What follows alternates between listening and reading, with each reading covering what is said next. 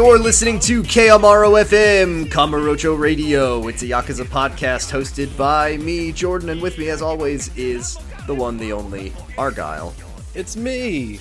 And we call it Kamurocho Radio, but you know what we should call it this week is Kamurocho Radio. It should be just called Kamuro Radio. Yes. Hey everybody, Monster Hunter the world's Rise premier just came Monster out. Hunter Rise podcast.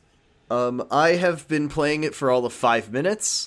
Then we had to record the podcast. And then when the second I'm done recording this podcast, I'm going to go and play more of it. So, yes. I'm if for any reason we feel as if we are rushing through this episode, it is because we both want to play Monster Hunter. Yeah, we both I just spent like an hour making my character just the right way. I will say I named hey. Yeah. I named my Palamute Goro. He's missing an eye. Oh, very nice. And if you know, I named my Palico Taiga. It's got little orange tiger stripes. Interesting. Yeah? Yeah, after Shimano's tiger tattoo. That's after why. Shimano's famous tattoo. Yes. All right.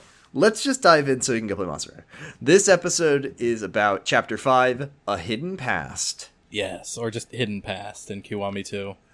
Full disclosure, everybody. About halfway through the chapter, my PlayStation 2 did the thing that PlayStation 2s used to do, which was sometimes, if the disc has issues and the game freezes. So I played half the chapter, and then I watched the other half on the internet, and I'll have to go and finish it before next week. That sucks. Yep. Rip. Let's go talk about this episode. This chapter is good. I liked it. It's a very good chapter. It's a very good chapter. We're back in Dust City. We're back in Kamurocho. We've been away for all of 4 chapters. No, I guess 3 chapters. Yeah. And Sayama falls over. Kiryu and Sayama are walking under the Tenkaichi Street gate. Sayama falls over because she was shot and she has a fever. Yeah. Kiryu, without even thinking for a second, like there's no words between them, is just like, I will carry you. I will carry you. I will carry you with my arms. And she's like, I don't... Please stop. This is embarrassing. And he says, no, I don't care. We're just going like 30 feet down the road. It's fine. I will lift you and carry you and move you with my big arms. Well, there was one set of footprints. Do you think that Kiryu... That was where Kiryu carried you. That's just Kiryu's natural reaction whenever someone falls... Like someone falls over for literally any reason, and his response is without thinking. There's a lot of people for whom his first reaction is, pick them up, but then also powerbomb them. That's very true. It's fortunate that Kiryu's muscle memory didn't kick in this moment, and he like fucking hit her with a power bomb. Just kidding. Kiryu would never hit a woman unless it was a young child and her name was Haruka. What? No. Kiryu makes a very confusing decision here. Besides the decision to just carry Sayama these 20 feet instead of just like taking a second. Oh yeah, I didn't even think about this. Stardust is right across the street. Okay. It's really funny that you said Stardust. So he's like, I know exactly where we can stay. This is the bar that my best friends and I used to hang out with, and they're all dead, and it's abandoned now. Yeah. I'm not saying, like, if Kiryu wants to save a little bit of money, that's okay. I just feel that maybe it would be better for Kiryu's brain if he just, like, got a really cheap hotel. Yeah, probably. Or it would have worked like I out said, just like maybe asked Yuya and Kazuki. Hey, like, Yuya, do you have any the anywhere people I can crash? Got a back room? The people who Kazuki is actually friends with instead of Date, who's supposed to... Yeah, Date. I mean, absolutely not, but like, Date, do you have a couch I can sleep on? Yeah. Kiryu, I just sleep on the floor. You can't take the couch, Kiryu. I sleep there every night because my wife doesn't want me in the same room as her. I used to sleep on the couch, but my wife took it in the divorce. Now I just sleep I sleep in the bathtub now. Oh no, Date's just like Kyle XY. No. I sleep in the bathtub every night in case there's a tornado, Kiryu. It's the safest place to be. I sleep in my Dahirin shot earthquake safety bed just in case. Everyone laughs at me, but I look ridiculous every night but one. Kiryu, Japan has frequent seismic activity. You might want to get yourself an earthquake bed. Date has fallen for the scam of the earthquake safety bed. It's just Date. Environmental storytelling is when Kiryu goes to see Date and he just finds his skeleton trapped in the hellbox. Yeah, what kind of heat actions could you do with the earthquake safety bed? He had all the food in the world, but he was trapped on top of it. Damn.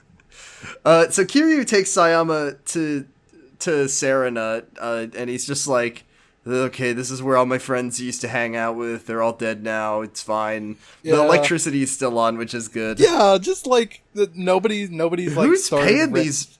Yeah, nobody else has rented out this place. It's been cleaned up because it was like covered in blood and shit last time we were here. After how has this place not been like inhabited by a squatter or something? I mean, I guess it kind of is right now in this moment in the game. It's been a year and nothing has changed. Like, yeah, he kicks open the door and just like dust flies out. Like it's. I'm thinking it's gonna be a whole lot more than a year before this place ever has anything happen to it. Sayama zonks out. She's dead. Oh, no. Kiryu leaves. He leaves her dead. He's like, I'm gonna go talk to Kashiwagi, I guess. Yeah, he's gonna report back to Tojo HQ.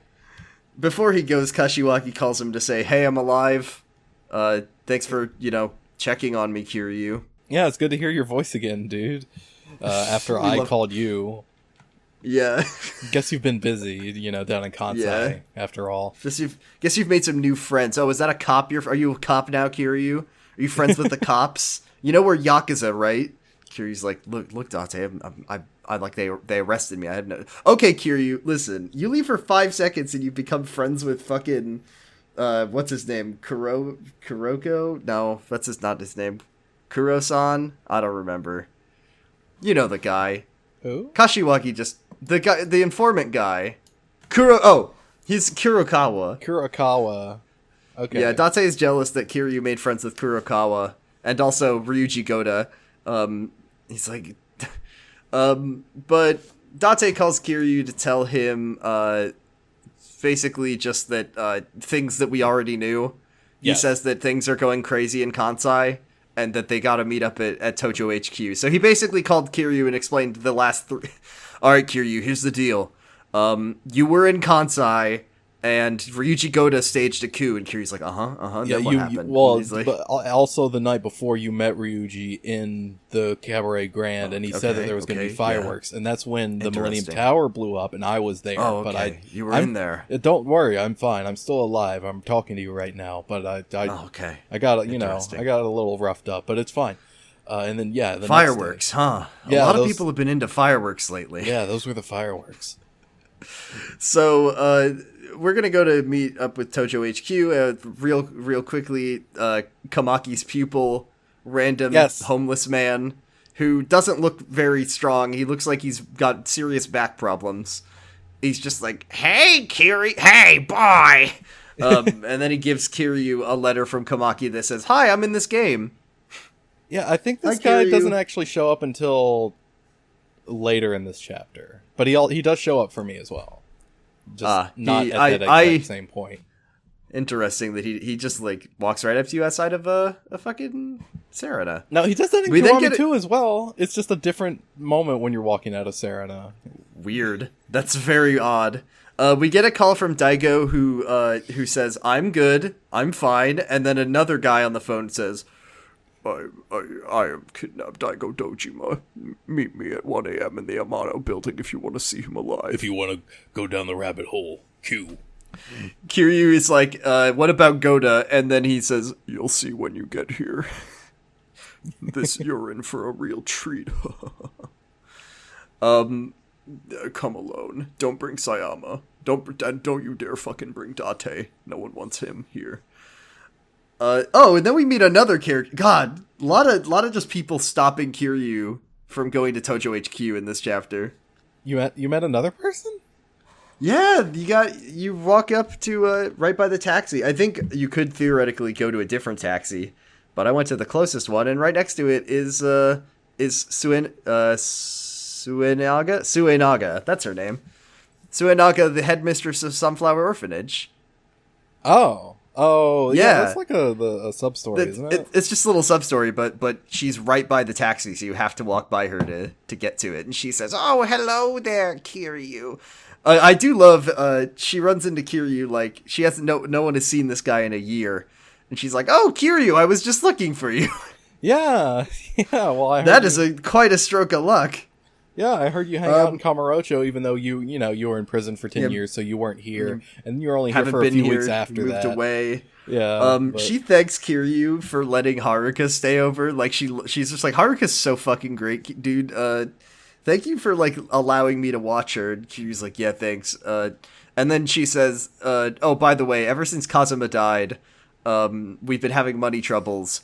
And Kashiwagi's trying his best. He's sending us a bag of nickels every week, but like, we don't have the Kazuma money. He can't rake money. it in, like Kazuma could. Kazuma could shake it and get the money for us, Yeah, Kazuma had Mr. Shakedown money. Kashiwagi has like Yakuza 7 they called him tutorial Mr. Shakedown money. for a different reason. Oh yeah, most definitely. Those sweatpants, absolutely. Yes. She tells Kiryu to donate all of his money, and I'm assuming if you do, then you get more sub-story. I can't remember exactly what it is. It probably has something to do with the dog. Who knows? Off to Tojo Perhaps. HQ now. Yeah, let's go to Tojo HQ. You take a taxi, you go there, and you're in the meeting room, and they're just kind of talking about what happened in Kansai. Kashiwagi has a big bandage to show that time. He's got a head wound to show that time has passed. Oh, he doesn't actually have that in Kiwami 2. What in the world is this game you're playing? How are you supposed to know that Kashiwagi survived a big explosion? They told you. Hey. Worry, we forgot to mention in the Kiwami 2 they edited the cutscene so when the building explodes, Kashiwagi's wearing a big safety crash helmet. Yeah, he's fine. A big rock goes to hit him in the forehead, and it bounces off. He's fine. No, it's a piece of rubble from the ceiling falls and it hits him on the head, and a big bump appears, and then a horseshoe gets thrown around the bump, and he goes, "Oh!" and then he falls over. He makes the Tom and Jerry yell. Fucking. I was trying to think of another person in the fucking Kazuma family, but they're all dead. There is no one. There are none of them. Yeah. Just random Kazuma goon number 6 just pushes the bump back down and he's fine. Yeah, and it pops up in a different place on his head. Ugh. Yeah, so we're here. We're in the Tojo meeting room. They're just talking about Ryuji Goto wants to have a war with the Tojo clan, and he has staged a coup. Ryuji, we don't know where Jin Goto or Daigo are. Well, we kind of know where Daigo is at the moment. Well, we know that we know where he will be at 1 a.m. Yeah, we know where he will be at 1 a.m. And there are likely foreign powers at play. We don't know exactly who. I don't know how they know that. I mean, we know that the police know this. I don't understand how the Yakuza know that there's a foreign mafia getting involved. I mean, maybe it's just that they're xenophobic and they're just like, oh yeah, it must be the foreign mafia. I don't know. We're out of ideas. Probably. Yayoi is here. She's cool. She's gatekeeping and gaslighting all day long, and she doesn't have a sword in this scene, which is disappointing. But she's like, hey Kiryu, if you go to the Amano building, you're gonna die, right? It's definitely a trap. It's 100% a trap. So we're gonna send our number 1 boy. New character. I fucking love that this game just said Nishiki 2 because this is Koji Shindo. This is Koji Shindo, who we did fight. We fought him in the first game. Oh yeah, he was. We did fight Shindo. Yeah, we stomped his face into the dirt behind Serena one time. He had a sword. Yeah, he is in this. Damn. So you fight. This is Koji Shindo. He's the new patriarch of the Nishiki. I do love, by the way. It is not the Nishikiyama family. It is the Nishiki family, at least in my game, which is just really like it's a very familiar name for the family. I mean, it's Nishikiyama family for me. So I guess maybe in the translation, in the original translation, they were like, well, we called him Nishiki the whole game. If we call it Nishikiyama family, they won't remember who that is. Yeah, I guess. It's like if Kiryu when Kiryu was going to get a family, and it's just the Kazi family. Yeah, of course. Yeah. The Oyabun family. So, yeah, the Oyabun family. The Fuma family. Oh, well. So, Kashiwagi... Oh, yeah, Koji Shindo is like, oh, help Kiryu Kazuma who killed our dad? Fuck you all. Yeah. I'd quit the fucking family before I help Kiryu Kazuma, the Dragon of Dojima. Yeah, and Kashiwagi is like, what the fuck is wrong with you? Nishiki was a traitor. And, Koji is just like, well, yeah, that may be, but he was our dad, and we loved him. We love our traitor. It's Shimano brain. Like, oh, Shimano fucking sucks. He tried to betray the Tojo clan literally, like, every time he ate breakfast. That was what he did for breakfast, was he betrayed the Tojo clan. And then he was a good dad, I guess, so everyone still likes Shimano. But Nishiki was so cool that he could do whatever he wanted, and that's good. Yeah. Shindo then says, I'm off to do nothing Bye. bad. I'm off to go and do my own thing. Goodbye. And then Kiryu is like, okay, well, I know what kind of man Nishiki was, so fine, if you want to do that, whatever, it's up to you. So long as you're not doing this for any other reasons. Are you, Shindo? And he says, no, don't worry. No, I'm good. Fine. It's fine. It's legit. This is the point where I say to our listeners, isn't there someone missing from this big boardroom? Jesus? Isn't there someone we haven't seen in this game? Isn't there someone you forgot to ask? Yeah, did you Did you forget to ask Majima before you decided to betray the Tojo clan? And then Majima says, I object. Yayoi then says to Kiryu that she needs to go down to the lobby to talk with him. Yeah. And she gives him a special key to a secret room, but she doesn't tell you where the secret room is, and it's not marked on your map, so...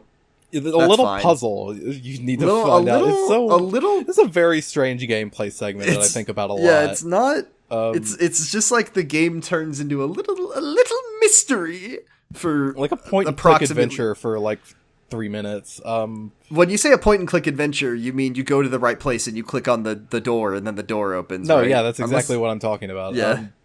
So yeah, Kiryu's fucking the worst. He's the worst at point and click adventures because he's just trying to find objects that he can stick together to hit people with, which is not going to progress him through the story in any way. I mean, it'll progress him through the story in this game. You put that guy in Machinarium, oh my god, he's fucked. So yeah, you just get to like walk around Tojo HQ for a little bit. It's nice. And she tells you to find.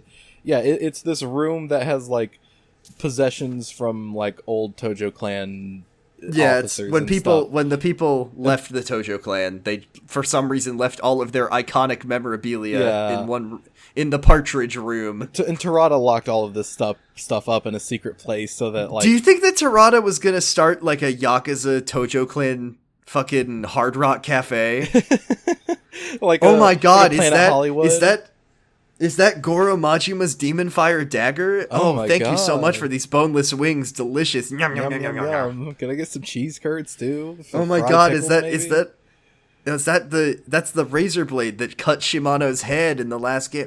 Whoa, it's Kazuma's cane. Kazuma's sweatpants. It's Kazuma's sweatpants right up on the wall while I eat. Whoa! Oh my gosh. You can still see the blood stains from when he died. Holy smokes. When he died.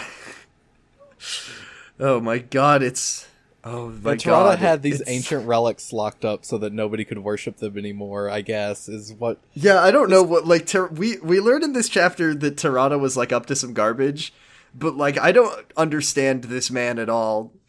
Was he, like, afraid? Yeah, was he afraid that people were gonna create some kind of Majima church? I don't know. What was... Yayui's, like, implication here is, like, it's implied that she doesn't expect what Kiryu's about to do, even though, like, it seems like the obvious thing, but she just says, like, yeah, maybe there's something in there that could help you on your journey, like, to, like, lead the clan into the future, which, like, it just sounds like, yeah, maybe you'll find, like, Excalibur in there, and you'll be crowned the one true king, and then you can the new dad. He would love that. Again. That's where Sakura Storm is. Yeah. You pull that out of the ground and you become the sixth. Okay, here's a question. If Kiryu pulled Sakura Storm out of the stone, would that make him the fourth? Would that make him the sixth chairman, or would it make him the fourth chairman too? Or like, would he just go back to being the fourth chairman again? Well, I mean, Grover Cleveland was elected twice. I was just thinking, consecutively, and he is counted as the 22nd and 24th president. So I think see. So it does. So Kiryu would be the fourth and sixth chairman. Not and then he would immediately give the job to like the first person he saw walk in off the street, which is what he did last time. Yeah, Kashiwagi's like second favorite cousin. It's just like this random, and also no, they have to specifically be from the rival gang. Just some random guy from the Omi Alliance. Yeah. One of the 8 guys that went unnamed in the meeting with the Omi Alliance a couple chapters ago. Yeah. He's just gonna give it to fucking Sengoku, and it's gonna be it's just a really bad idea. That would be great.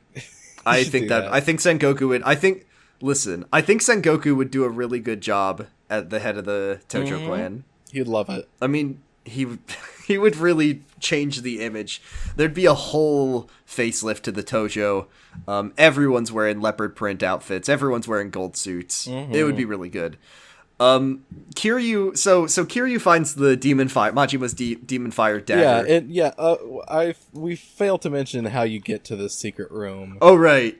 You get the mysterious key and you go like upstairs. It's right in the center of the hallway. It's this big, apparently solid gold bull statue that Terada donated to the Tojo clan. And if you examine it, there's a keyhole in it, like the nose ring. And that's how you unlock the room. And inside the room, there's a bunch of little goodies that you can pick up, some weapons, some items. I got a iron armor, like an iron breastplate, and black belt, which boosts your attack and your throw damage pretty good. I got a purple bun, which gives me a good chunk of purple experience. Very nice. I learned something today from this chapter. Yeah. You pick up because one of the things you get is obviously Majima's dagger, but in this version it's called the Kien dagger because in Japanese it's called the Kien no Dosu. Oh, so okay. So that's actually So it's the Kien no Dosu, or the demon fire dagger. I think Kien probably just means some form of demon fire. Possibly, I don't know. You would know before I would. Also, just lying around in this room are like a bunch of spears, like other There's some such samurai weapons. armor. There's a minigun on the floor. That never comes into play. I wish it did, but it doesn't. There would never be a harder time justifying the non-lethality of Yakuza if there was a Kiryu minigun turret section. Yeah, it's like a Call of Duty level. You're in the helicopter and just mowing dudes down. Kiryu pulls out they're like, all right, Kiryu, we're being chased by nondescript foreign Yakuza or foreign mafia. You gotta get out the fucking AC-130 gunship camera and bomb them non-lethally. Yeah, and look, Kiryu'd be like, got it. You've got the 20mm cannon. You've got the 150mm howitzer. You've got the fucking 15mm exploding round minigun. Go at it, Kiryu. Go at it. Don't kill anyone. Okay. No civilian casualties. Press square to swap between white hot and black hot. Oh my god. Kiryu goes back to the lobby where Kashiwagi and Yayoi are talking about how the Nishikiyama family is probably going to leave the Tojo clan and how that's literally half of the guys. Yeah, because after last year, they consolidated with the Shimano family, so they are... Yeah, the fact that the Nishiki family ate the Shimano families, I mean, like pretty good, dude, Nishiki. Great job, honestly. Well, I mean, Shindo presumably did that because he laid Nishiki laid the groundwork by creating such a cool family. Yeah, true. But, Shindo actually brokered the deal, presumably, because both of the people who led those families were dead. Kiryu tells Yayoi, we gotta bring him back, and she's like, are you kidding me? What a bad idea. Yeah, you can't leash a mad dog. Are you kidding me? And they don't say. I don't know. I don't think they ever say his name, but it's like, yeah, you know, of course not. Who it is. You know who it is. So we got to go to Purgatory because that's apparently where he's hanging out right now. Yeah, it's always fun.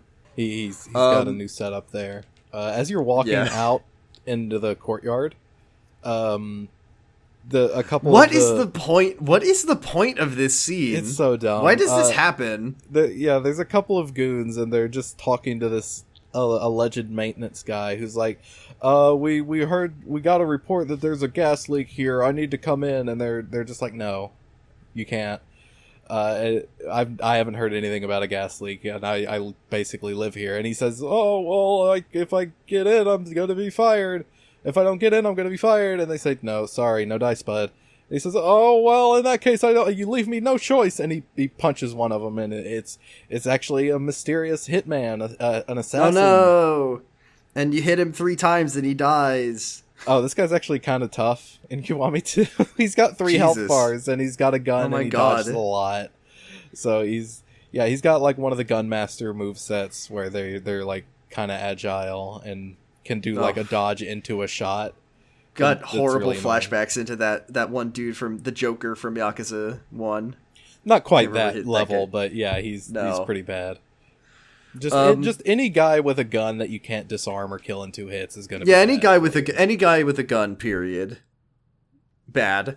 We defeat the mysterious hitman and head back to Kamurocho. Sayama calls. She woke up and is pissed off that Kiryu, who's apparently in police custody, left.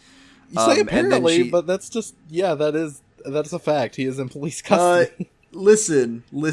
You say he's in police custody, but at no point in any part of this experience is Kiryu been in police custody. He's just hanging out with a person who happens to be a police officer. Well, yeah, she's not going to tell Kiryu not to go to the Sega arcade. What are you talking about? Yeah, true, but he can't leave Kamurocho. As long as he's in Kamurocho, it's fine. But he left, and that's why it's bad. And he's like, "Oh, I'm sorry," and she says, "Okay, it's fine, but don't do it again." And she says, "Okay, well, I woke up. I'm feeling fine now. My fever broke. I need you to get a couple things for me, though. I need 1, women's underwear. I did not pack any. I didn't realize we were going to be staying here for some reason, even though it's a pretty long trip." But that's a very good. It wasn't like, oh my god, we need to go to Kamurocho right now. It was like, all right, we got to go to Kamurocho, and then she's like, I'm coming too, and then just didn't bring anything with her. Kiryu doesn't bring anything with him because he only owns 1 suit. Yeah, he only has the 1 suit, and he flips his underwear inside out every couple days. Well, actually, what it is that when that heat aura that actually functions as a that's like very UV light cleansing that kills all the germs. It just kind of burns all the germs off of it and all the stink out, so he's always pristine. I know, it's amazing. He smells like fresh linens all the time. Well, if only there was a one-stop... Did you say that she also wants beer? She just wants underwear and beer. She also wants beer. Well, if only there was a one-stop shop at the beer underwear emporium. And Kiryu's like, wait, I didn't sign up for this. And she's like, oh, whoops, you're breaking up, bye. Ooh. She says it wouldn't be a Yakuza game if someone didn't make you go shopping for them at some point. At least this is an easy one to do. You just because you go to Don Quixote. Yeah. I like that. It first of all, good game design is when when the product placement is so right that that there's one place where you can get all the things that someone asked you for. Yeah. But I really enjoy the fuck. What was the fake name we came up with for Suntory? Sumotori. Yeah, Sumotaro. You can get all the Sumotaro drinks that you want, and vegetable of the weaving thing. I don't know. I'm screwing up. Abort this joke. This joke got bad. Abort this joke. Kiryu goes to Don Quixote. He looks directly at the camera. He says, "You can't beat these prices, and it really is. You can't find anything here." And then he buys some underwear and some beer. He takes it back to Sayama, premium malt. Premium Sayama malt for affordable prices. Sayama found the hidden shower, which I mean, Yeah, she walks in and she's like, yeah, there was, you weren't here and I needed to wash, so, there was a bunch of showers next door, apparently. I don't know where next door is. Yeah, I don't know what the fuck you're talking about. It's a very small, thin building, but I just helped myself. Yeah, it was probably a brothel or something, and, if this was Osaka, we would have busted that place in 5 minutes, but whatever. I just went up to the top, and there was this like, suave dude, and he was waiting, he said, I'll be back in 4 games, or I'll be back in the 4th game, but you can use my shower if you want. And so I did, and then I came back downstairs, and here I am. Mm-hmm. She grabs a beer. There's a part where she drops her towel in the background, and I do love Kiryu being like very. Kiryu is horrified. It's amazing. Yeah. he is profoundly uncomfortable. I would much rather. I mean, the camera, of course, is being a little. You see like side cup. It could be more egregious, but Kiryu, to his credit, is not. Like, yeah, you're not looking you're not looking at Sayama. You're looking at Kiryu experiencing the worst, he hasn't been this uncomfortable since he was holding Kazuma's dead body.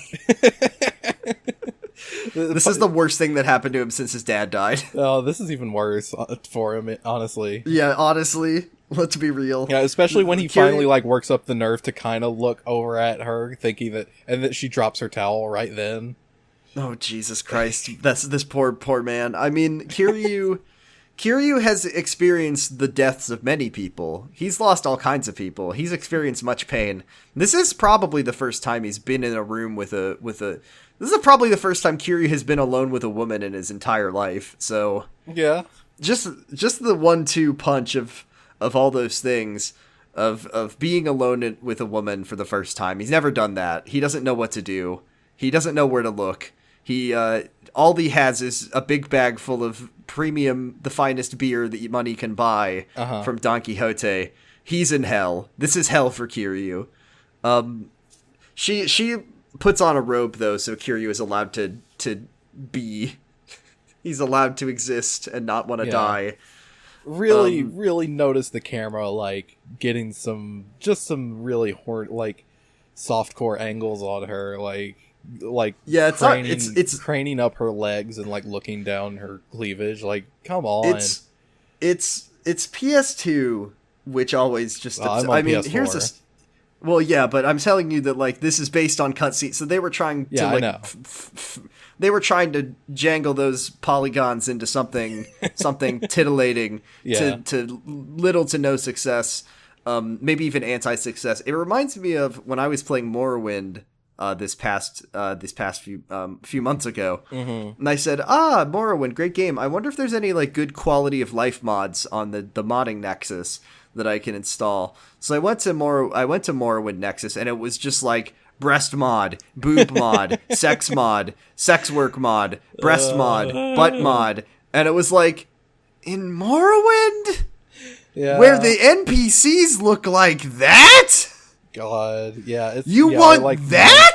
Or like Minecraft sex mods. It's like better females. I'm sorry, if you're fucking getting off to Morrowind, get out of here. Stop that. Please leave my house. What are you doing here? At least, listen, I've got a beautiful game for you. It's called The Elder Scrolls Skyrim. Yeah, now, I'm not saying that I recommend getting horny Skyrim mods, because those are also horrific. Yeah. But, like, imagine if you're the person who's putting the horny Morrowind mods on your computer, and you're like, oh my god, these polygons. Oh my god, they're triangles. There's gotta be a pretty decent Venn diagram of people who are, like, Morrowind diehards, but also the kind of people who download, like, horny mods. Oh god. So, like, you're immersed in this deep world with all of its incredible lore, and then you're just like, okay, now I got a nut. Yeah.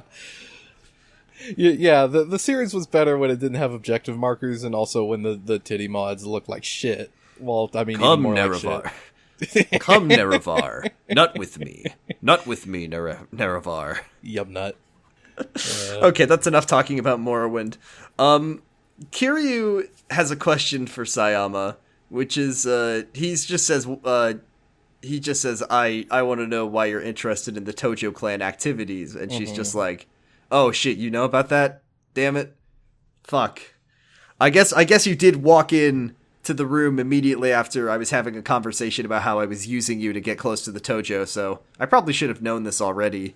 Yeah, so she says that, like, one day she, like, 10 years ago, she overheard her mom, like, on the phone saying that something about how the Tojo clan ruined Sayama's life. And whenever Sayama would ask her about it, she refused to answer and just said, like, you're better off knowing, basically. And she got sick of asking her mom, and that's why she joined the police, so that she could investigate the Tojo clan. Hey, I have a question for you, Sayama. If you wanted to join the police to investigate the Tojo clan, you sure picked the wrong fucking town. Yeah, maybe. You sure picked the wrong fucking town, Sayama. Yeah, Did she think? Like, was she banking on? Was she like banking on the Tojo to be able to get like to angle be able her way into a Tokyo investigation, because she's somehow been waiting years for a chance to travel a few hours in I want to say west, but I can't be sure. No, yeah, it's west. East. No, it's east. It's east. I was gonna mix. Yeah, it's because I get them mixed up. Yeah. I get them mixed up. She was waiting her entire. She should have just become a. I mean, this is a bad reason to be. I mean, all reasons to become a cop are generally bad reasons, but this might be the worst reason to become a cop. I mean, at least become a cop somewhere else. You know, it seems more pertinent. You know, like. Yeah, I don't know. She did such a bad job. She's listen, I'm not saying she's full on date, but she's just cranked up her date percentages like at least 5 to 10%. Yeah. Because of the fact that she I have a little I got a little bit of affection for her, just like making Kiryu go get her fucking underwear and beer for no reason. I do appreciate that she made Kiryu do things. I just come on. Yeah. Come on, Sayama. Yeah, it kind of I do like that Kiryu, in an effort to make her feel better, is like he lets us know that he's still unpacking the fact that Kazuma killed his parents. I like that we get at least a little bit like of it. That. It's good that Kiryu is at least still thinking about it. What we saw in one, it was just like, I forgive you, you're my real dad, and that was it. That was it, and then that recontextualizes it as it was in the moment. He was very emotional. Yeah, it was in the moment, and he still thinks or thought of Kazuma as his dad for his whole life and forgave him. He has some shit to unpack about Kazuma. Yeah. And I hope we get more of that, because I honestly don't even remember. And she's like, yeah, well, I found out that I had a secret in my past. He doesn't actually tell her yet. Mm-hmm. And it was really painful for me to find out. So, like, are you sure that you want to do this? I had a secret in my past, Sayama. It was, well, back in the 1980s, I used to run the real estate, but we made them do prison labor, and it made me feel really bad. Yeah, I owned most of the buildings on this block. I'm a landlord, Sayama, and we'll never talk about the fact that I'm a landlord. Never. And she says, yeah, spoken like a man who knows his past, where he was the landlord. I'm thinking about a sort of reverse version of Yakuza 0, because in Yakuza 0 it was the Tojo clan wanted to build a big building, but they were missing like 5 square meters of land, and so they had to find the mystery person. I'm now imagining a version where anyone is trying to build anything in Kamurocho, except the entire city, the owner of the entire city has gone missing because he's in jail for 10 years. And that's why the map didn't oh my god, and that's why the map didn't change between games that much. Because Kiryu owns all the land, and he's in prison, so that no one can fucking build anything for the entire... Yeah, alright, confirmed. Yeah, because the only land... The only pieces of land that were owned by anyone else was the Kamurocho shopping district. Yeah. Holy shit. This rules. I love this theory. This is when we I think we're gonna go to Purgatory. Yeah, we're gonna go to Purgatory. This blasted my ass. When we go to Purgatory, and guess who it is? It's our best friend. Wait. Before Yeah. that happens, What? This is Oh, this is God. when Komaki's pupil meets you. This time when you walk out of okay. Serena. And he's What a like, okay, confusing hey, change. I'm Komaki's pupil. He's waiting in the champion district to meet with you. And I actually want to talk about meeting with Komaki as well. Like, Oh, okay, go right ahead. now. But before we break up with this guy, he's like, hey, I can actually provide you with some information. There's a lot of people who come to town looking to fight the legendary Dragon of Dojima. Just give me your email address and, I'll tell you when they pop up. And this introduces you to the Street Bosses mechanic. Right. Once you just, like, beat a certain amount of, like, street fights, a street boss will show up. And they're just a quirky little mini boss that you can kind of flex your strength against. They're kind of fun. I like doing them. So much content in this game. Yeah, and they're fun to do. They give you a nice little chunk of experience if you need it. So yeah, try it out. And there's some really fun ones in there. So, and then you go to meet Komaki, who is in the Champion District. He is in Kidnap Alley. He is in Kidnap Alley. Yeah, he's in White Eyeball Alley from the last game. Yeah, something like that. He points it out too. He says that I took this alleyway from a bunch of thugs in white jackets, and very funny. I took this alley from a thug in a white jacket and a cross necklace. Oh, that was Daigo. Oh, I took it from one. Daigo. Yeah, the third person to beat Daigo's ass this game. Great. He's like, yeah, I want to test your strength, people. Please come here. And and you're like, oh, you want to just like fight me? He says, no. I want you to like focus and like channel your chi, your energy, and that will allow you to like focus, hit harder, faster, and like elevate you into a higher plane of consciousness. I call this extreme heat mode. Press the R2 button to activate it when you have a full heat gauge. Let's press that R2 button. And he does actually say that. I didn't think he was going to do it, because I don't think the game generally does those things. But yeah, he literally says, yes, press the R2 button with a full heat gauge. They don't usually go full Metal Gear in this game. Yeah, and then Kiryu repeats it back, and he's like, okay, so I just have to press the R2 button with a full heat gauge? It's pretty funny. So yeah, this is extreme heat mode.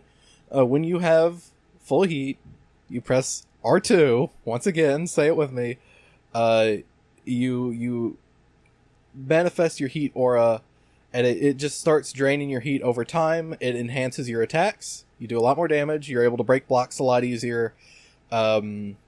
Your like rush combo turns into an infinite, so you can just keep mashing square and you'll punch a guy for 5 days as long as your heat stays up. And it turns all of your finishers, your double finishers, so like the second finisher in your chain, into heat actions. So like if you hit someone with one of those finishers, it'll just automatically turn into one, and you can mash triangle to do more damage with it as well. And you get a nice close-up. It's pretty good. Kiryu connecting with the hit. It's very nice. It's that thing where like the punch connects for 3 seconds, like it holds it in place as Kiryu's punching so hard, and then they go flying. Yeah, and now this was get added some nice new exclusive heat actions, and also Kiryu can pick up big items now. Items that this he is could kind pick of up the in like beast. beast mode. Yeah, beast style suit games. This was in Yakuza 6 as well, yes. but I feel like they made some kinds of improvements to it, but I couldn't tell you what. Yeah, I feel like it's a little bit better. Just kind of better balanced, maybe. May we head to Purgatory now?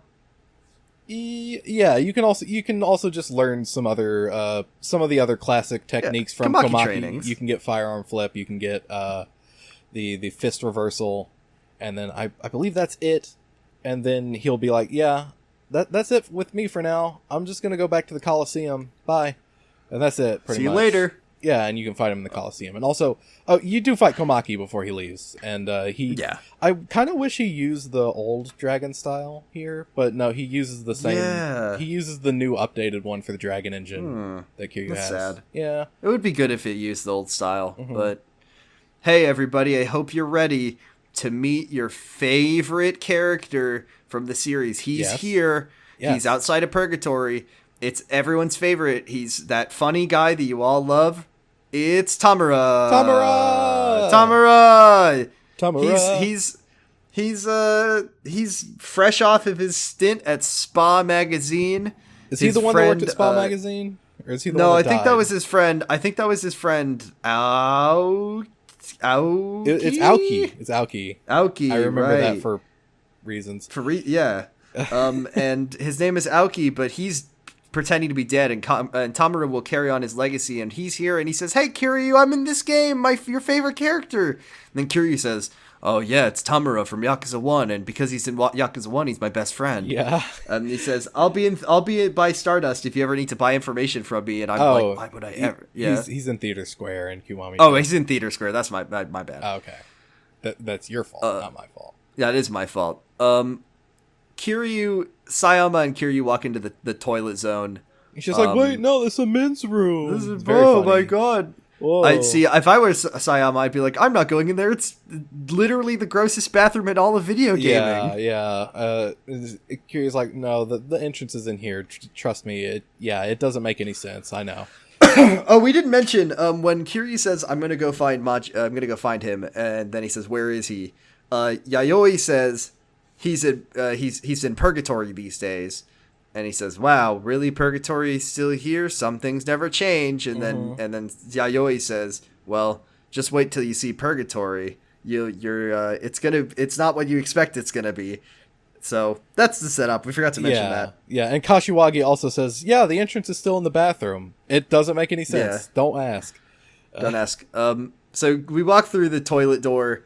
We crawl through the toilet pipe to get into. Yeah, West Park is completely different. It's gone. It's gone. West Park is simply gone. It is now a big construction site, and they are building a building. They're making word a building. on what Majima did with all the displaced homeless people? I feel like he just got rid of them. Now, I think they moved to a new place, and we know where that place is. Charitable read. Yes. Oh, never mind. No. We actually do know where the homeless people went.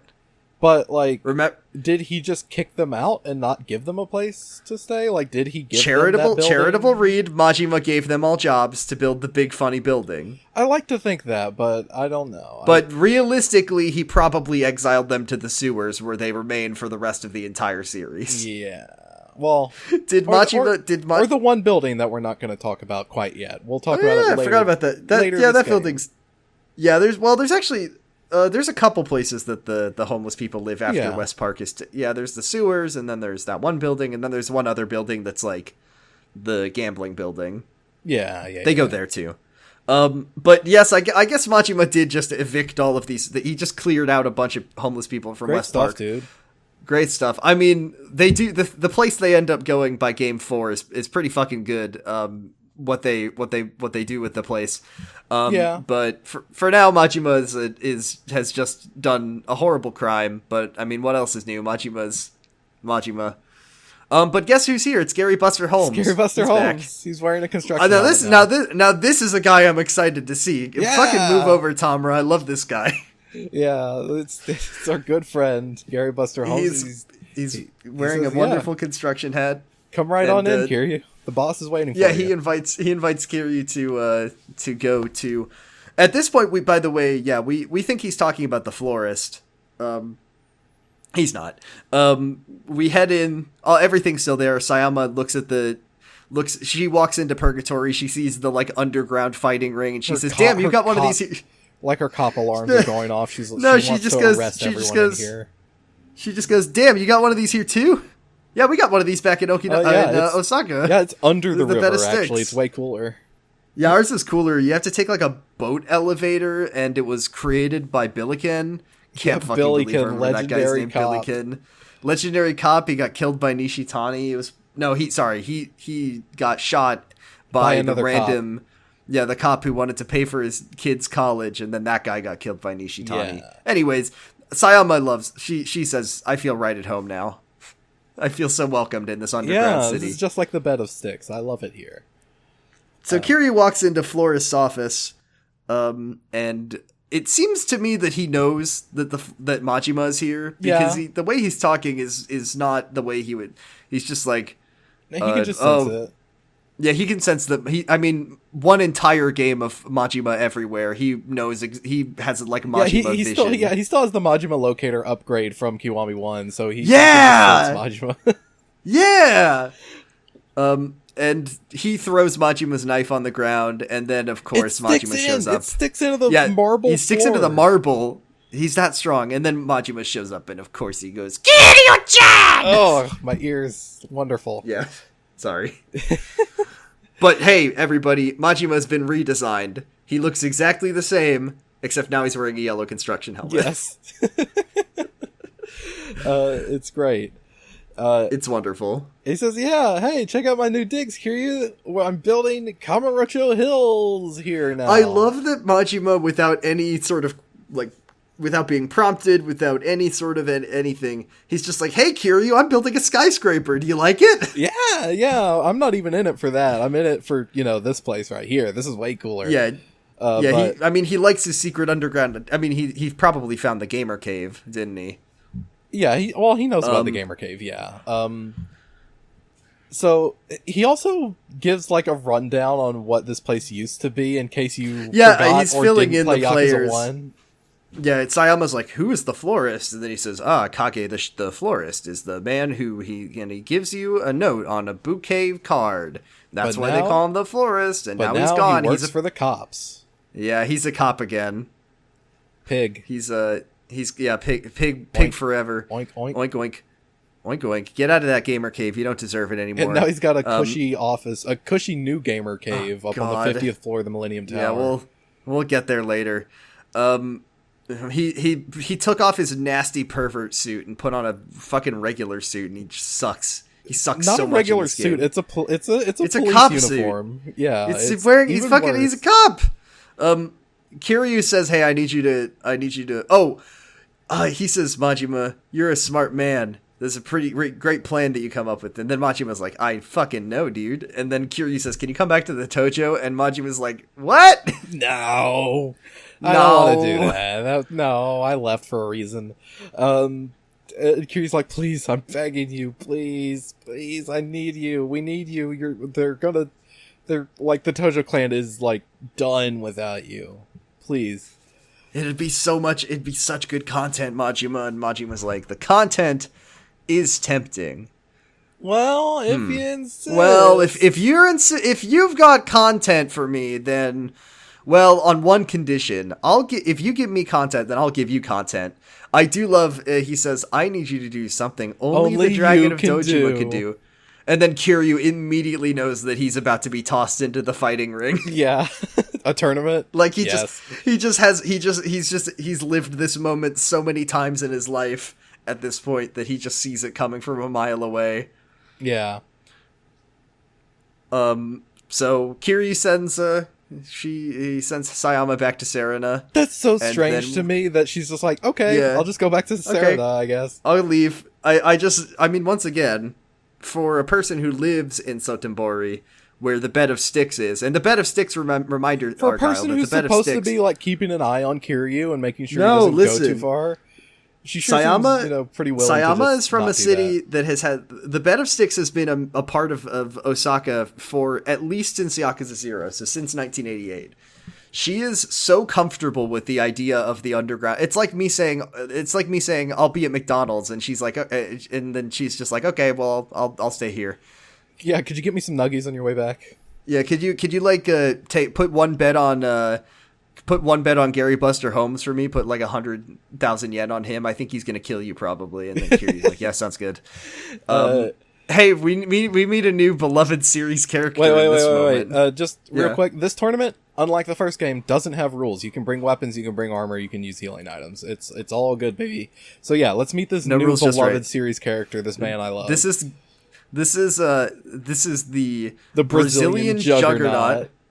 Robinson Caetano Dischuva. Robinson Caetano Dischuva. This is Dischuva. He's a big man with a big axe. Yeah, he's a large man wearing a fur vest and he has a battle axe. Who the fuck is this guy? I love him. I love him so much. And I'm so glad he's I'm in the original game, and 2, he comes back in later games. Just inexplicably. There we go. I'll say one thing about Teshuva. His business acumen, fucking incredible. Yeah. Now, this is a guy who knows how to run a... He is a great middle manager. This is a guy who knows how to run a puppy store. Yeah, he can run a pastry shop or, a pet This guy business, would sell so many problem. fucking senbei. I cannot even believe it. Yeah. Just going fucking nuts with his battle axe, chopping the senbei up. He's doing great. Damn, I fucking love that he's got an axe. But I love Teshuva. We kicked Teshuva's ass, and now guess who? Yeah, it is? he's really easy. Like, his attacks are pretty slow. Like, he gets stunned really easily.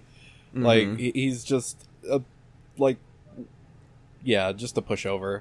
And next up, it's Gary Buster Holmes. Yeah, our friend and yours, Gary Buster Holmes. This time around, he's got giant spike gauntlets on his hand, and he keeps these for the rest of the. He just has these for the rest of the series as well. These are his new iconic weapon. Okay, I didn't know if these were in the original game either, so I'm glad this is just a thing. I do love having the. I don't know what he's saying in Japanese, but the translators had a little fun with it, where he says to Kiryu like, "I'm gonna kill you, Kiryu. What'll it be? Sudden death or youth in Asia?" And then Kiryu says, "I see your Japanese still sucks." Yeah, that's exactly what he says. That's what he says in the. Yeah, he says sudden death or Asian youth. What you want?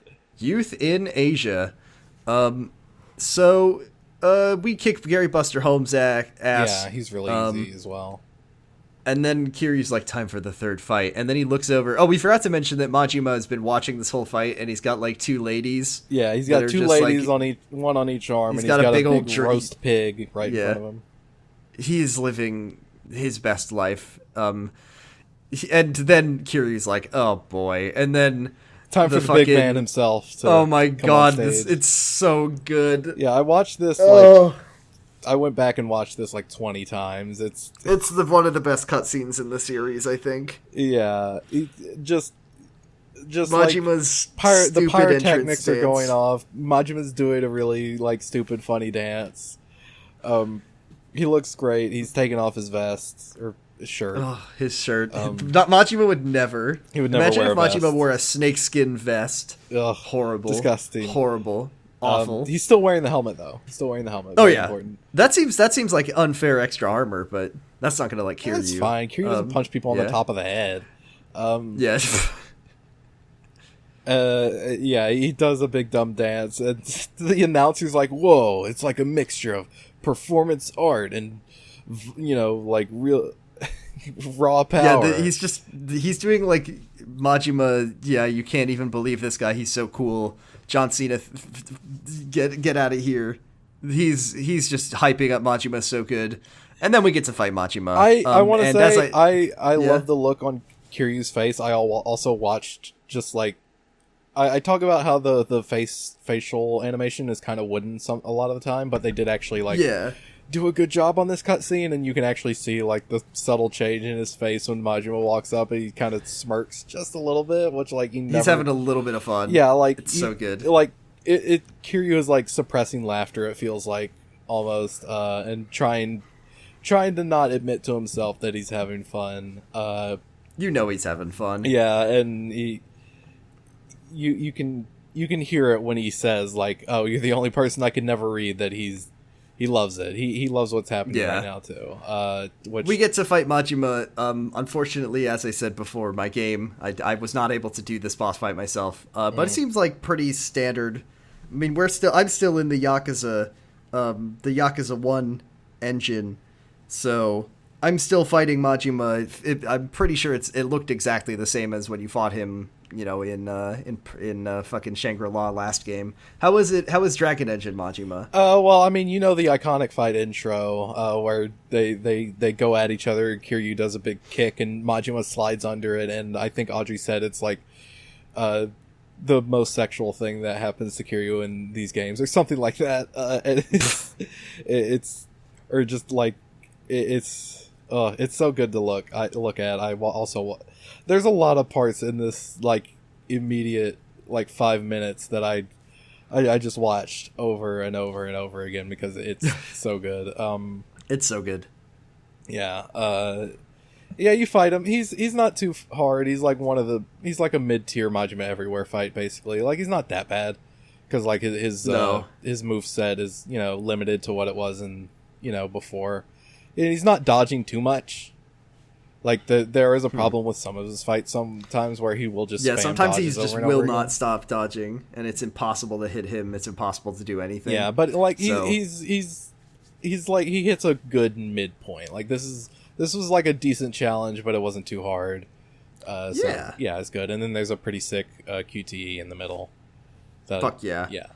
And, you beat him, and I will say a little lame is the feel the heat action that you do to end it. Mm-hmm. It's the same one they use for Daigo. No, that sucks. Yeah, and it doesn't have its own special animation or anything, and he doesn't even have the knife in his hand when he does it. It sucks. But so we beat Majima. I think that this next thing is really, because I like Kiryu and Majima content where they're friends. Yes.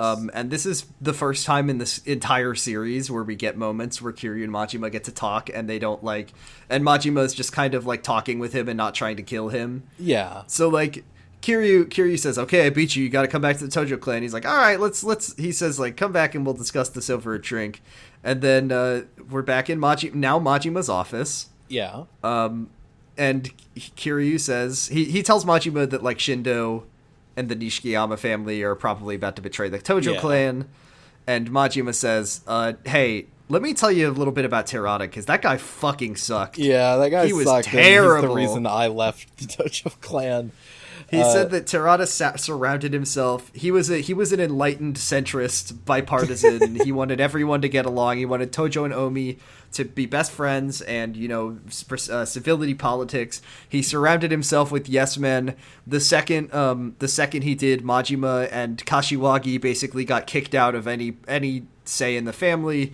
And the Kashiwagi thing is, had the Tojo clan was actually like doing all right, like competing with the under Omi Sarah, alliance. Up to that point, like before Terada died, they were kind of they were causing trouble for the Omi alliance.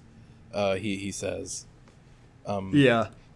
But unfortunately, Terada never let Kiryu or let Majima do anything. And not even that they were doing good. That's not it. It's that the Omi stopped bothering the Tojo clan, but the Tojo clan started making problems for them. Right, they were causing problems on purpose. Yes. I did like when Kiryu tells he's like, Majima, you've taught me a lot, and I was just like, oh my god, what? You taught me when sometimes what you need to do is drive a dump truck into a big building, into a big building and destroy that. You endanger a lot of innocent lives in the process. You taught me that sometimes when you're really sad, the best thing to do is to lay down on the floor and let some douchebags beat you up on purpose, and then become the Joker. I hope I never get to a point in my life where I have to do that. But thank you, Majima. And Kiryu also says, well, I don't actually want you back with the Tojo clan because I don't think they can handle you, but I'd want you to help them. Yeah, please help the Tojo clan. And then Majima says, all right, I'll do that. By the way, you always trust people. Don't be too trusting. And then Kiryu says, I don't get it. And then he watches in the fish tank a big fish eat a little fish. And then he says, okay, now I get it. This is one of those moments where you can really tell that they just laid the same animations over to the PS4 engine, because it's just, like this fish just like glides up to the smaller fish and like rotates like 45 degrees instantly and swims. It looks like the quality of this animation looks like your grandma. You asked your grandma to buy you the hit movie Shark Tale, and then grandma bought the like cheapest like fucking knockoff animation of the hit movie The Shark Tale that 2003 has to offer. Yeah. And brought it home for you, and you say, "Oh, there's no funny jokes in here." And then you realize that you're just watching the movie Shark Tale. Where's Will Smith? Oh, I am watching the real movie. Oh, this is just the oh no. Oh no.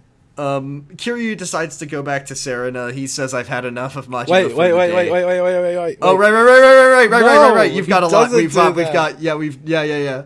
You're right. I'm so sorry. Just then, the alarm starts going off. Oh no! This is in the original game, I'm sure.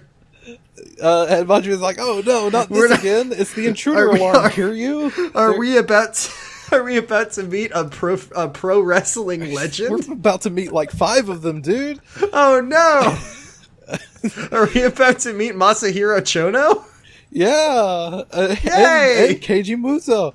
Yay! So yeah, it's the intruder alarm. There's some people attacking the construction site. They really want to get their hands on Kamurocho Hills. Oh my god! Nishida walks in. He's like, "Oh, boss, there's a lot of them here.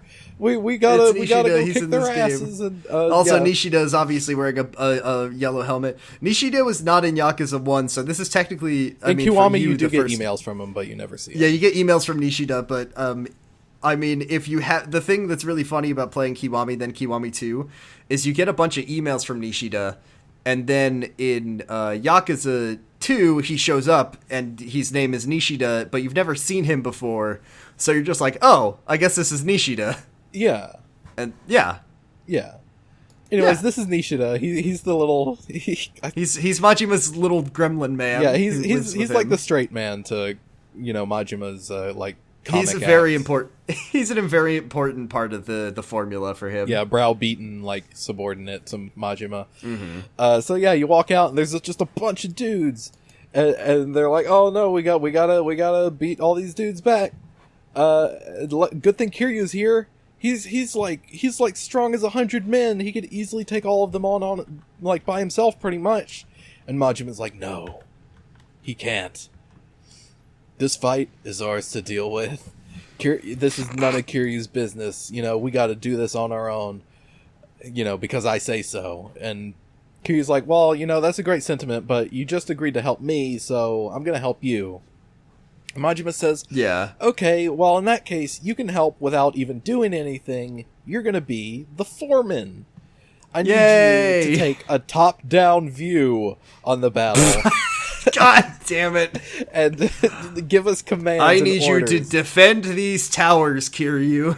Because the thing is, they're not here to kick our asses. They're here to kick our equipment's asses. They're gonna break all the shit. Yeah, and I need you to like guide us, because we get a little too carried away just beating the shit out of these guys that they end up actually destroying our shit.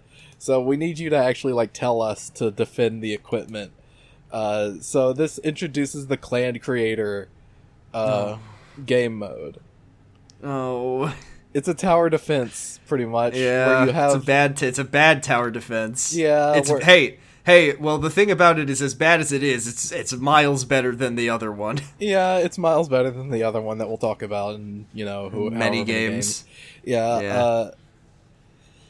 So yeah. Let's at least play the song though. Yeah, we will play the song right now. 真島建設シャカ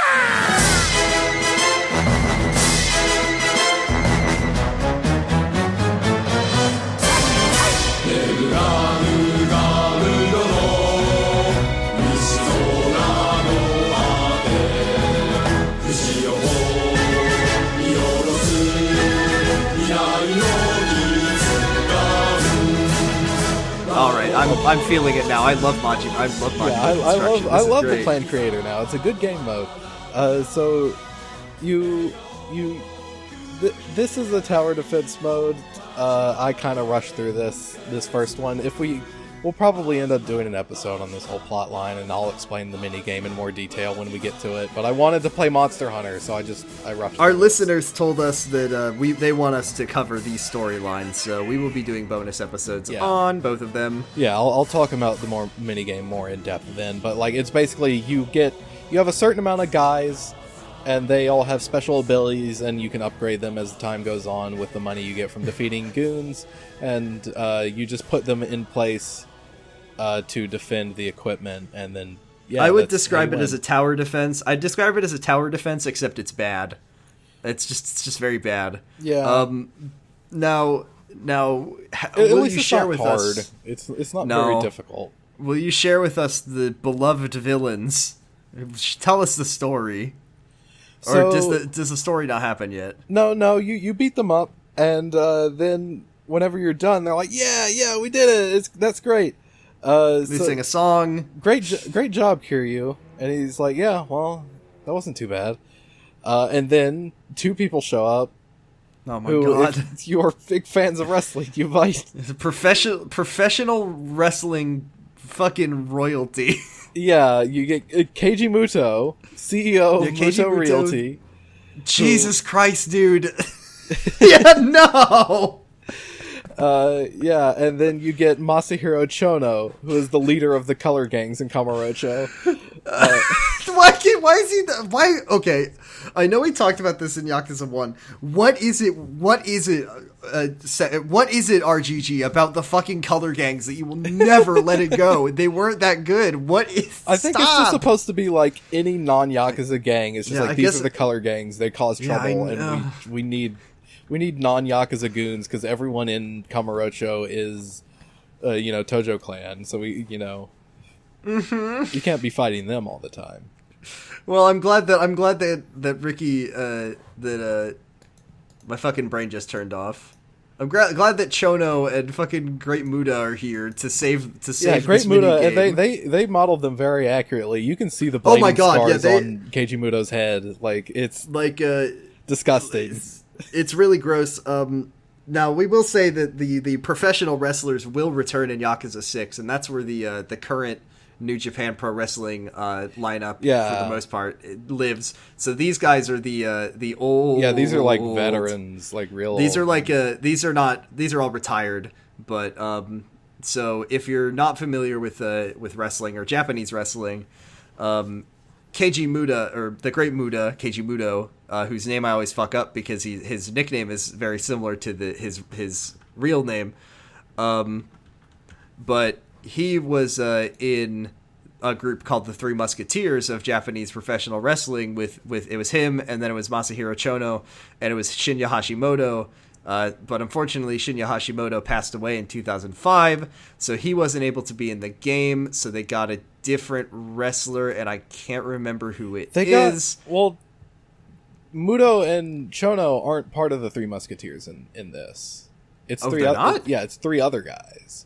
It's Riki Choshu, Genichiro Tenryu, and what's the third guy's name? Tatsumi Fujinami.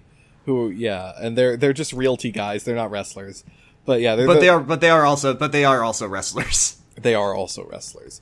But yeah, Keiji Muto, inventor of the Shining Wizard, one of my favorite wrestling moves, just because of the name. They show up and they're like, yeah, well, we were trying to get this Kamurocho Hills plan because it's worth a lot of money, but now that Kiryu's involved, we might have to get the Three Musketeers on our side, and not Kiryu and Majima haven't heard of who the Three Musketeers are, and they're like, oh, they're bad news for you, buddy. They've never failed at getting like a realty job. Like they can fuck you up real bad. And so they just walk off. And Majima and Kiryu talk a little bit more about like, oh yeah, it's gonna be great. Don't worry, these Three Musketeers, it won't be a problem. And then we get we cut to like a little room where Chono and Muto are talking to the Three Musketeers. Like, it's a lot. It's a lot.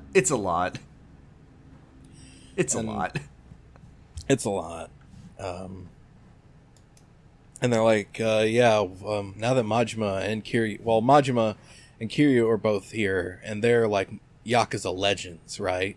We can't take them on our own. We need your help, Three Musketeers.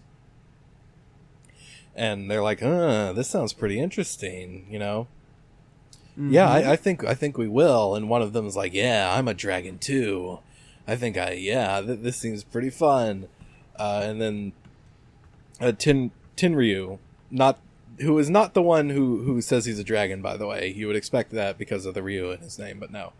Is also acting a little shifty. He's like, Kiryu Kazuma, huh? So we'll find. I guess he has some kind of beef with Kiryu or something. He's got beef with the Dragon of Dojima. It's just a lot. I've never actually played this plot line, so I don't know what his deal is. I don't remember it, even a second of it, but Yeah. I do remember that there's a very funny extra scene that you get to watch that's very funny involving the Three Musketeers. So Right. that's good. But Is yeah. that it for Majima Construction this week? Yeah, pretty much. So yeah, we'll fight Well. the Three Musketeers in whenever we do that episode. We'll have Kiryu Kazuma tower defend his way through all of the all-time great Japanese wrestlers. Yeah. Let's see what happens. So Kiryu goes back to Head back to Serena. Serena, yeah. Back there, it's almost midnight. Kiryu is in some kind of fugue state. He's just staring at the wall. Sayama's like, "Hey, it's almost 1 o'clock. Are you gonna go to the Amano building?" And then Kiryu's like, "Are you scared of finding out your past?" And she says, "Kiryu, we weren't talking about that. What?" He says, "Yeah, I found out about my past. The man who I Would thought you like was, to- who I thought of as my father killed my parents. You know." So, Would you like to find out about the past, even if it was fucked up? Because I learned something fucked up and I didn't like it. Would you like to find out? These are thought experiments that I like to my that I like to come up with. Shintaro Kazuma killed my real dad and my mom, But he was cooler than my parents were, so it's fine. so I forgave him. It's fine. And then Sayama's like, if I found out who killed my parents, Yeah, I could never then forgive I would them. I would go sicko mode. And she has a gun in She this has moment. a gun, and Kiryu's like, "Well, all right. Well, in that case, just use me however you see fit, and just like lay it on thick on the Tojo clan. Do whatever you need to do, and if you discover your past, I think that's great. And also, if I have anything to do with your parents' deaths, I want you to point that gun at me and pull the trigger." Between Sayama and Yayoi, and the game came out in 2007. We're still firmly in the era where the only way that people know how to write like cool, strong female characters is by having them be violent. Like, I'm really glad that we moved past. Wait, huh? What? Hello? They're still doing that? Oh God. You got a text? You got a dispatch? Yeah, they someone in my earpiece is telling me that I should probably watch the last season of Game of Thrones. Oh, yeah. Na-na-na-na-na. This is one iconic shot. It should be taught in film school. Where... It's fucking Sayama riding on her dragon doing evil face as she just burns all of the people in the Tojo clan or whatever. Great. Sayama's like, yeah, I will shoot you. I'll fucking kill you, Kiryu. On Kiryu does purpose. also say, I'm not proud of my life as a Yakuza. He actually... Yeah, that's a character. Hey? Yeah, he actually says the thing. Character? Like... The fact is that Kiryu Oh, Kazuma okay. is a rich video game character, and there's more to him than meets the eye, and I like that about him. He's been through a lot of anguish in the last year, and one, he really wants to die is the thing I'm getting from him. That's the thing about Kiryu is that under his very stoic appearance, he's very no nonsense. He's very stoic.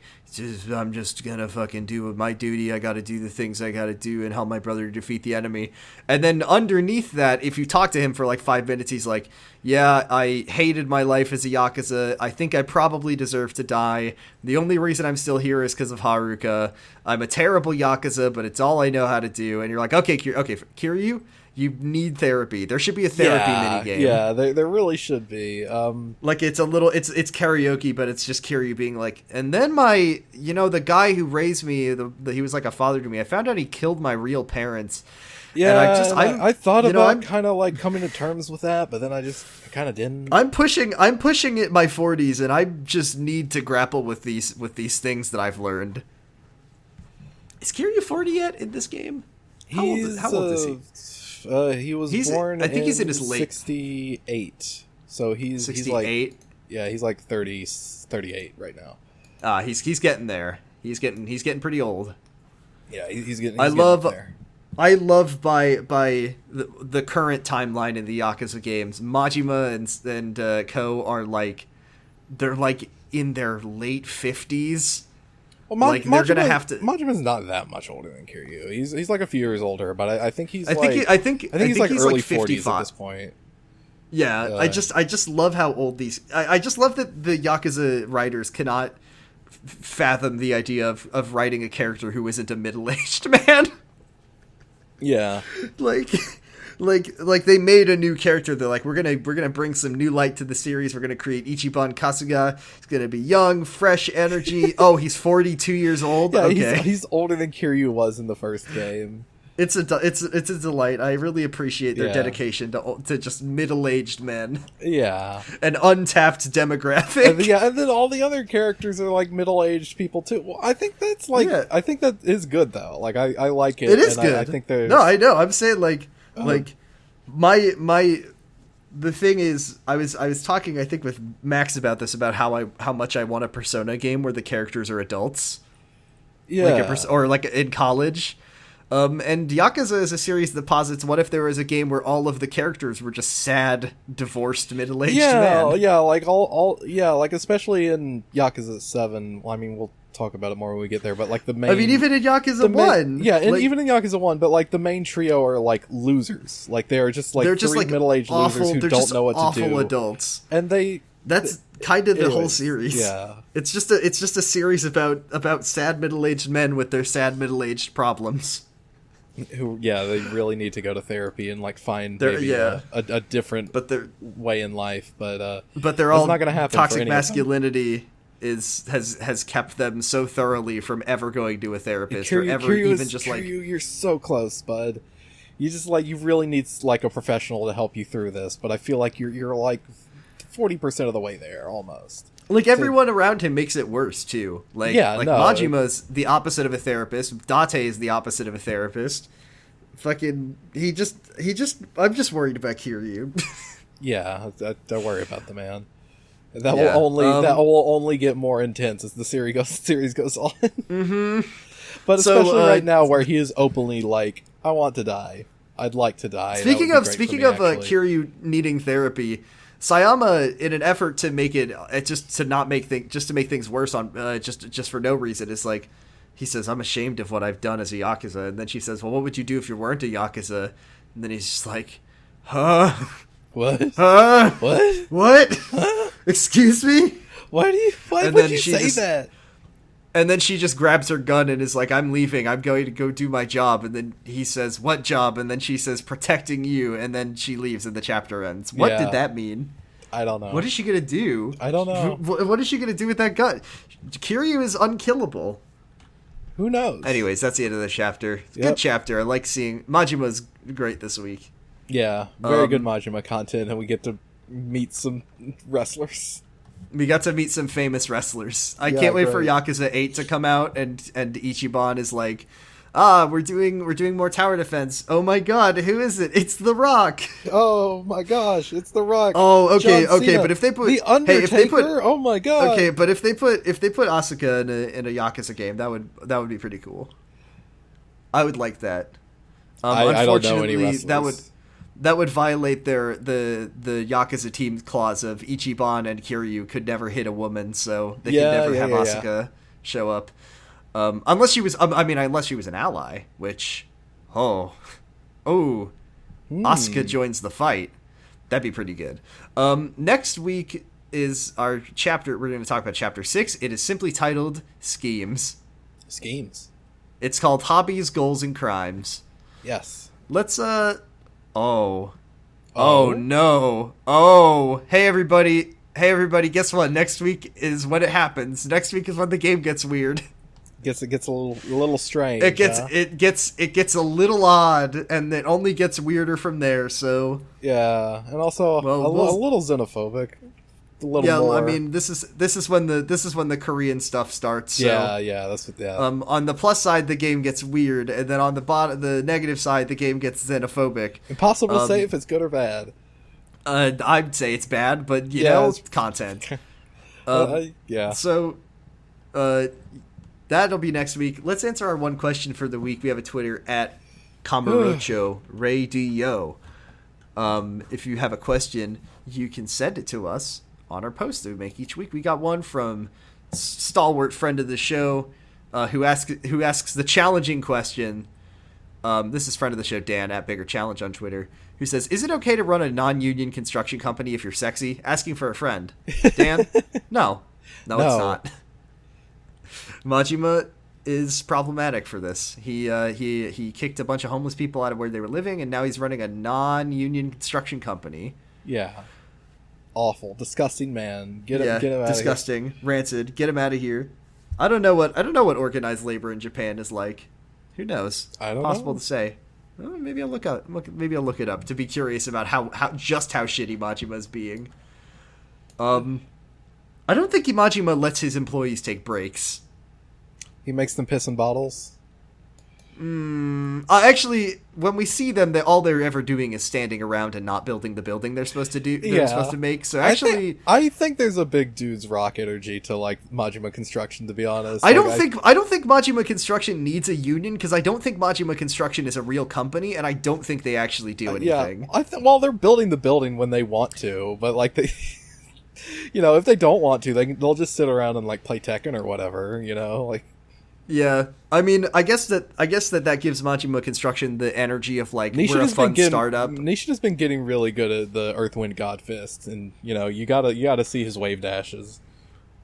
See, now this gives the vibe that like Majima Construction is like a shitty tech startup, and it's like, oh yeah, we love to have fun, we love to play Tekken, and then by the time the employees are like, all right, we're making no money and it's terrible to work here, and they try to organize, that's when Majima says, oh, but that would look. I like unions as much as the next guy, but this is not a company. This is a family.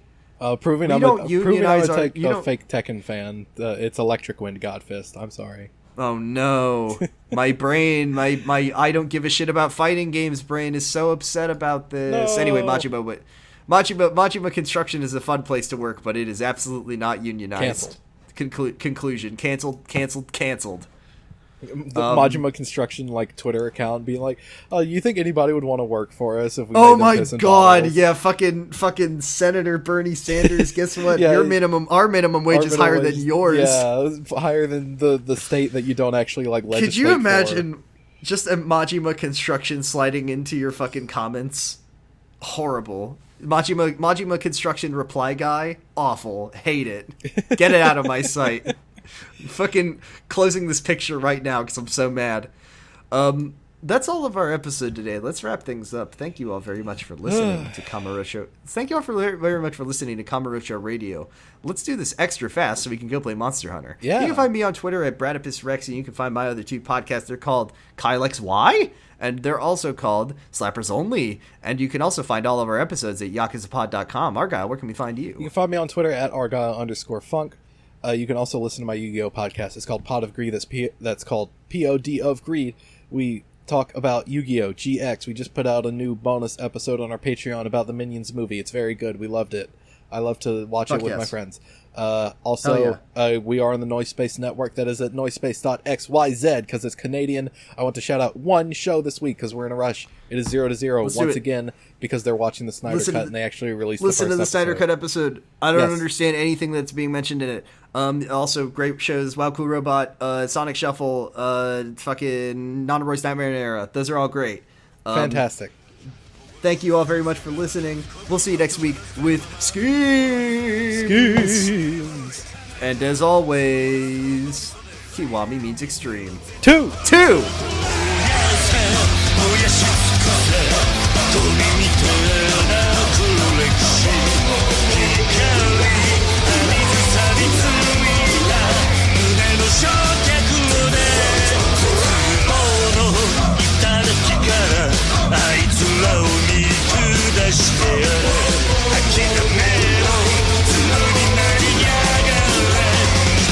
Quiero desmocho volar.